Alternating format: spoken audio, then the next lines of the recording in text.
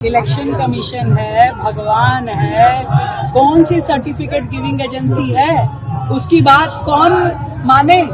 जनता क्यों माने? एक नंबर के झूठे और मक्कार लोग जिन्होंने वर्षों तक 65 साल तक भारत को चूटा, लूटा, खसूटा और उसके बाद आज जब तक आधार कार्ड से वोट नहीं डलता था, आई कार्ड से वोटर आई कार्ड से वोट नहीं डलता था, तब तक कांग्रेस जीतती थी।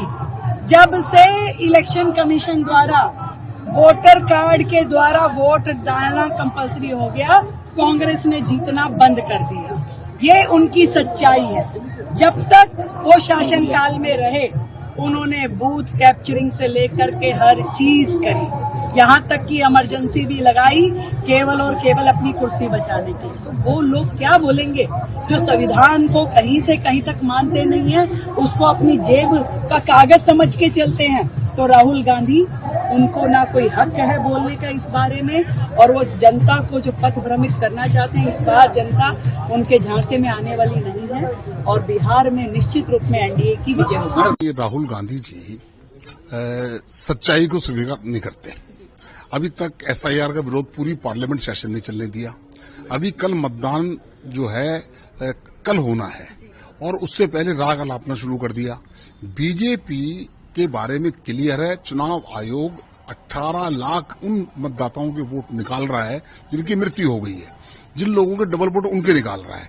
तो हम तो हमारे ऊपर आरोप पूरे पार्लियामेंट में ये लगाते रहे कि हम एसआईआर के माध्यम से वोटों को काट रहे हैं, और अब कह रहे हैं कि हम जो ये वोट डलवाना चाहते हैं। उनको अपना मानसिक संतुलन को ठीक रखना चाहिए। चुनाव से पहले उनकी बौखलाहट, हार जो है उनकी निश्चित है। और मैं बार बार एक बात कहता हूं, तेजस्वी यादव ने इसमें एक काम बहुत बढ़िया किया है कि राहुल गांधी की पार्टी को बहुत छोटी क्षेत्रीय पार्टी बनाकर रख दिया।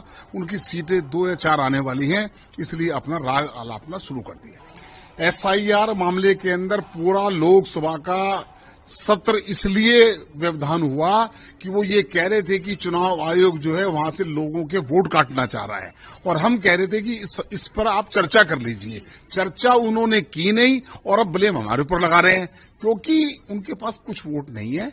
उनका सुपड़ा साफ है, पानी में कूदने से इससे कोई पॉपुलैरिटी नहीं मिलती।